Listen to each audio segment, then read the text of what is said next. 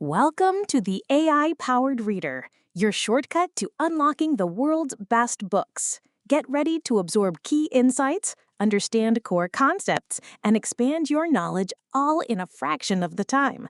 Let's dive in. Hey, welcome to our explainer. Today, we're diving into Kate Bowler's really profound book, Have a Beautiful, Terrible Day. You can think of it as a guide for navigating a life that's somehow full of joy and sorrow all at once. It's like a spiritual toolkit for a world that can feel both incredible and completely overwhelming. Right at the beginning of the book, you see this quote from Frederick Buechner, and it just perfectly sets the stage for everything that comes next. It's this very direct acknowledgement of the paradox we're all living in. Life is beautiful and life is terrible, and often it's both at the exact same time.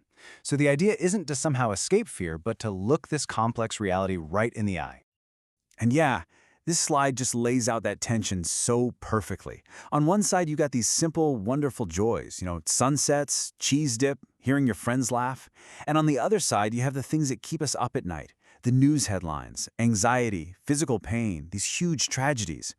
What the book's really saying is that we're not just cruising in some comfortable middle ground anymore. We're constantly being yanked between these two extremes. Okay, so here's how we're going to break this down for you. First, we're going to talk about the why, the problem that actually sparked this book. Then, we'll get into how it's designed to be used, kind of like a spiritual toolkit. After that, we're going to dig into 3 really powerful, honest truths that are at the very heart of the book.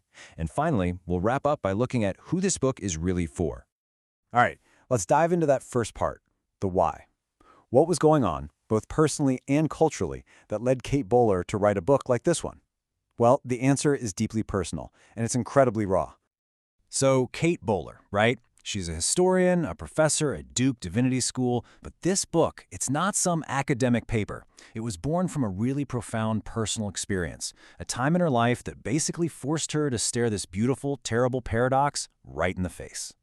And here's where it gets really real. Bowler is just unflinchingly honest about her own life, and specifically her diagnosis with stage 4 colon cancer and the chronic pain that came with it. She explains that in the mornings, she had about 1 good, clear hour before the pain just became totally overwhelming. And in that single hour, she wrote these blessings. This book didn't come from theory, it came from pure necessity.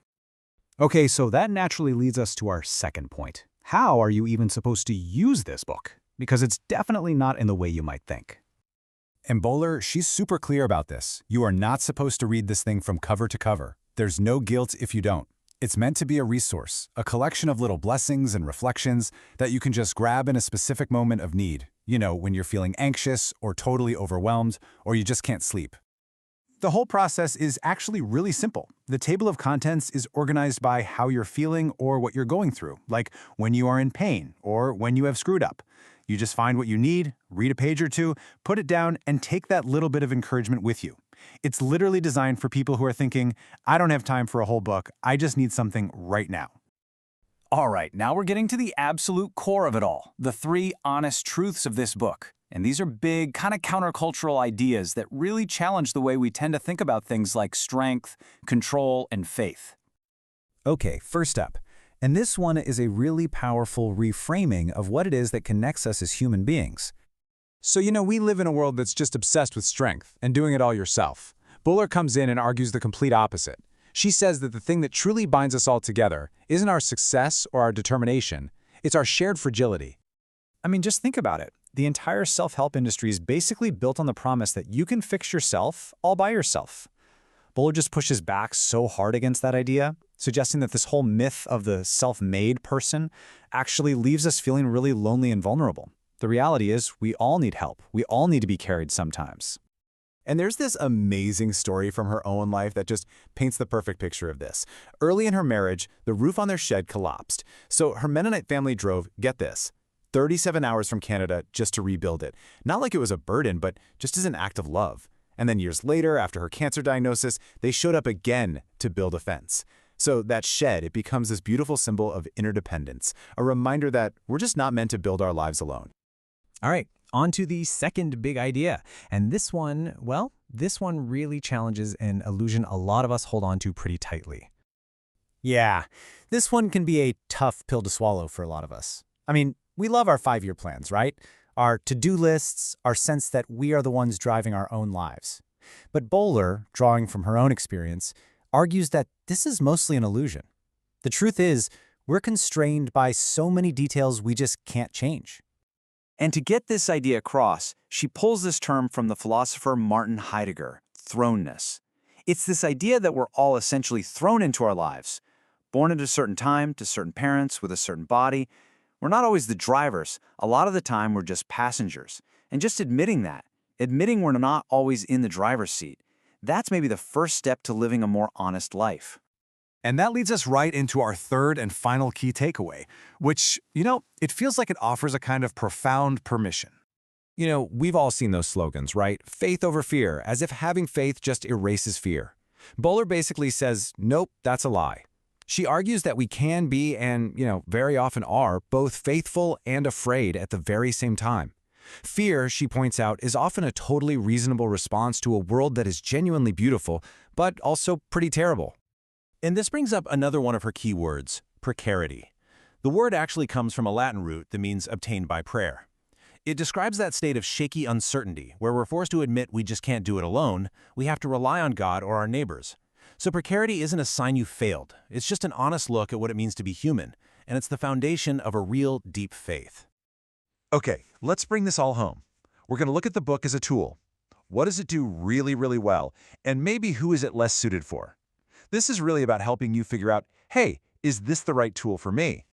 So, the book's strengths. They're pretty huge. First, there's this deep authenticity that comes directly from Bowler's own suffering, and that gives it incredible weight. Second, that accessible structure really does make it a practical toolkit you can grab when you need it. And third, and this is a big one, it gives us a new language for feelings that are so hard to articulate, words like precarity and thrownness. But, hey, no tool is perfect for every single job, right? The book's very clear Christian perspective might not be the best fit for someone who's looking for something purely secular. It's also not a fix-it guide. It's more about having a companion in the struggle, not a 5-step plan to get rid of it. And because it's so honest about pain, it might not be for readers who are only looking for uplifting content, because at the end of the day, it's about holding both the beautiful and the terrible.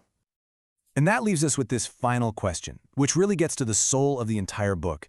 In a world that celebrates being totally independent as the highest possible good, Kate Bowler suggests a totally different kind of courage. Maybe, just maybe, real strength isn't about standing tall all by yourself, but about being brave enough to admit when you're falling and having the grace to let other people help carry you. That's all for this episode of the AI-powered Reader. We hope today's summaries sparked new ideas and brought you valuable insights. If you enjoyed what you heard, please subscribe wherever you get your podcasts and consider leaving a review. It really helps others discover the show. Until next time, keep learning, keep growing, and keep reading, or rather listening.